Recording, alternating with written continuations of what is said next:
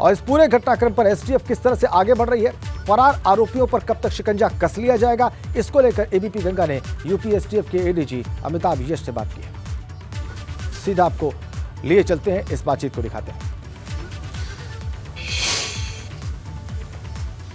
जी, STF के ADG Amitabh यश हमारे साथ में हैं। सर, बहुत सारी चीज़ें सामने आ रही हैं, अभी तमाम ऑडियो भी सामने आ रहे हैं। असद कोई मोहम्मद मुस्लिम है जो बिल्डर है, उनसे बात कर रहा है, क्या सच्चाई है इन ऑडियो से?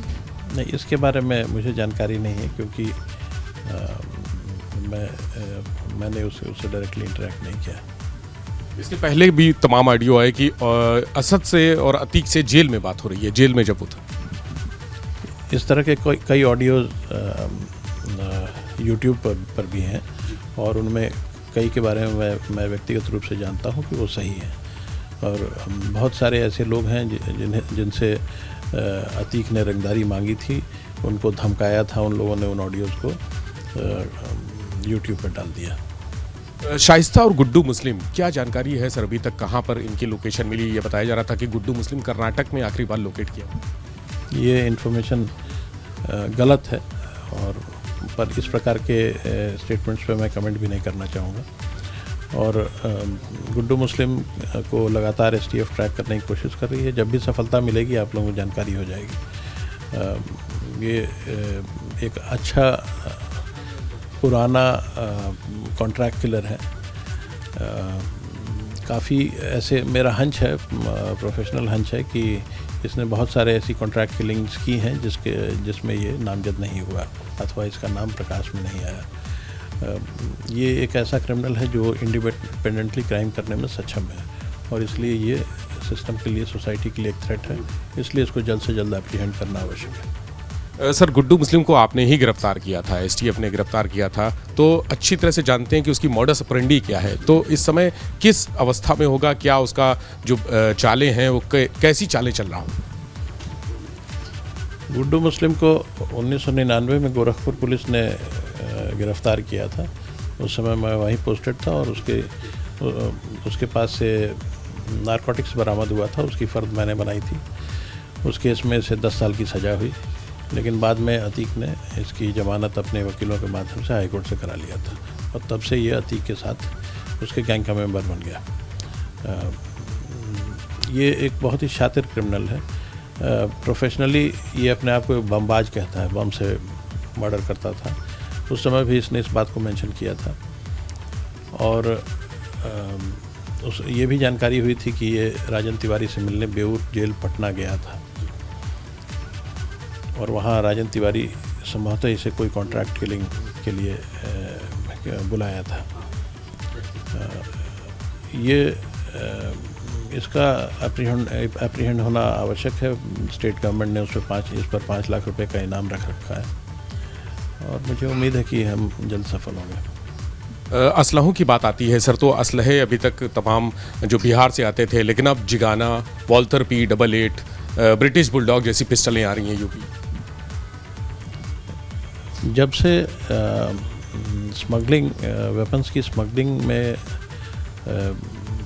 ड्रोन्स का इस्तेमाल होने लगा है, तब से फॉरेन मेड वेपन्स की, एक खास करके पिस्टल्स की एक इंक्रीज सप्लाई अंडरवर्ल्ड में देखी जा रही है। और जो बिहार से पिस्टल्स आती थी वो तो अभी भी हैं सप्लाई में। उधर काफ़ी कुछ लगाम लगा है। बिहार पुलिस ने भी काफ़ी एक्शन लिया है, यूपी पुलिस ने भी काफ़ी लोगों को पकड़ा है। लेकिन चूँकि ड्रोन से स्मगलिंग इतना आसान है, इसमें कोई रिस्क नहीं है, और एक बहुत ही सस्ता ड्रोन 15-20 किलोमीटर दूर एकदम एक एग्जैक्ट स्पॉट पर वेपन्स को डिलीवर कर देता है, और चुपचाप वापस चला आता है 10 से 15 फीट हाइट पर उड़ता हुआ। तो इस नो रिस्क गेम ने वेपन्स की सप्लाई को अंडरवर्ल्ड में बढ़ा दिया है। अतीक और अशरफ के हत्यारे जो तीनों गिरफ्तार हैं, उनका लॉरेंस बिश्नोई गैंग से कोई संपर्क? नहीं, ऐसी कोई जानकारी हमारे पास नहीं है। ये चर्चा चल रही है कि वो उससे जुड़े हो सकते हैं। ये बेतुकी चर्चाओं पर हम अपने इन्वेस्टिगेशन नहीं बेस कर सकते। They have to be based on very hard facts. Babar Kanpur का एक बदमाश सामने आया कि उन्होंने असलहे दिए थे। ये भी मैंने भी अखबारों में पढ़ा है, बट उससे ज़्यादा कुछ नहीं है। बहुत शुक्रिया। एसटीएफ के एडीजी अमिताभ यश जी ने सारी तस्वीर साफ कर दी। उन्होंने जी, जी। कहा कि जो लॉरेंस बिश्नोई गैंग से जुड़े होने की बात है वो भी उस चर्चा में कोई दम नहीं है, और जो कानपुर का एक अपराधी बाबर जिसके बारे में कहा जा रहा है कि उसने पिस्टल दी थी तीनों शूटरों को, वो भी आधारहीन है पूरी तरह से। कैमरा से राजू के साथ विवेक त्रिपाठी, एबीपी गंगा, लखनऊ। तो आपने देखा कि क्या बातचीत की एसटीएफ के एडीजी और एसटीएफ के प्रमुख अमिताभ यश ने। उनका कि लगातार गुड्डू मुस्लिम को हम एप्रेंड करने की कोशिश कर रहे हैं, पकड़ने का प्रयास कर रहे हैं। वो एक शातिर अपराधी है, कॉन्ट्रैक्ट किलर है, उसकी तलाश में टीमें लगी हुई हैं, लेकिन कर्नाटक में उसके छिपे होने की खबर गलत है। और ये बहुत साफ कर दिया अमिताभ यश, जो कि यूपी एसटीएफ के प्रमुख हैं, एडीजी के पद पर हैं। वो कह रहे हैं कि शाइस्ता की तलाश में टीमें छापेमारी कर रही हैं। अभी हमने आपको रिपोर्ट भी दी थी कि शाइस्ता परवीन की तलाश में छापे मारे जा रहे हैं। गुड्डू मुस्लिम की तलाश भी सरगर्मी से कर रही है एसटीएफ। और अमिताभ यश का यह कहना था कि गुड्डू मुस्लिम पर 5 लाख का इनाम घोषित है और उसका पकड़ा जाना समाज के हित में, और ऐसे उसका फरार रहना, पकड़ से बाहर रहना, ये समाज के लिए खतरा है। ये बड़ी बातें कही हैं अभी अमिताभ यश ने एबीपी गंगा से एक्सक्लूसिवली, जो कि एसटीएफ के प्रमुख हैं।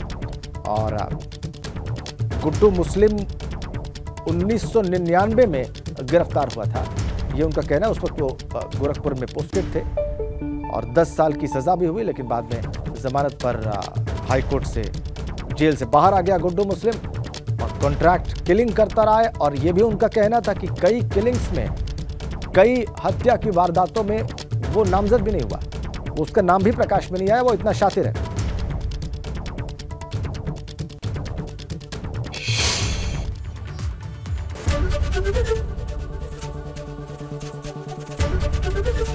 एबीपी गंगा, खबर आपकी, जुबान आपकी।